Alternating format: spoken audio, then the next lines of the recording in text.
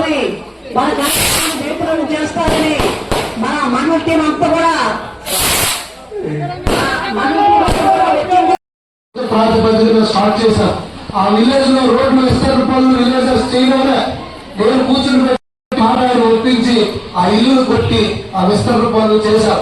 కోటి రామూర్తి స్టేడియం యువతకి క్రీడాకారులకి ఎంతో ప్రతిష్టాత్మకమైనటువంటి ఆ స్టేడియం పనులు 6 సంవత్సరాలుగా ఆపిస్తే మళ్ళీ దాన్ని ఓపెన్ చేయించి ఇప్పుడు విండోస్ లాగేసి ఇంకొక 6 నెలల్లో ఆ స్టేడియం కూడా యువతకందరూ కూడా అందుబాటులోకి తేవడం జరుగుతుంది. ఇలాగే ఇంకా శ్రీకాకుళం కొద్దిగా వర్షం పడితే ముడుగుడు మీరు నడుము మీరు కాంప్లెక్స్ ఎప్పుడైనా వెళ్ళారో లేదో, వర్షం వస్తే కాంప్లెక్స్ అంతా నీరే.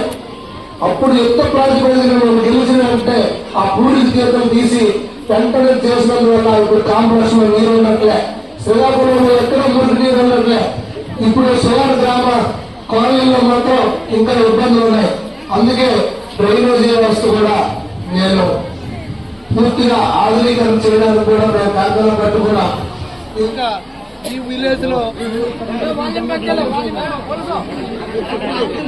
గత ప్రభుత్వం తీసుకొచ్చి మన పాస్బుక్లో వాళ్ళ ఆయన ముఖ్యమంత్రి ఫోటో వేసి మన పొలాల్లో ఆయన ఫోటో దిష్టిబొమ్మలుగా ఆ రాళ్ళ మీద పెట్టించి మనకు చట్టం తీసుకొచ్చి అది అతను ఇష్టమైనట్టు తాకట్టు పెట్టే విధంగా భూ పరిరక్షణ చట్టం తీసుకొస్తే ప్రజలందరూ భయప్రాంతం చెందిన సందర్భంగా ఆ రోజు మనకి చంద్రబాబు నాయుడు గారు మాట ఇచ్చారు, నీకు ప్రభుత్వం వచ్చిన వెంటనే ఆ చట్టాన్ని రద్దు చేస్తాం, ప్రజలందరూ భూములకి ఆస్తులకి రక్షణ కల్పిస్తామని చెప్పడం జరిగింది.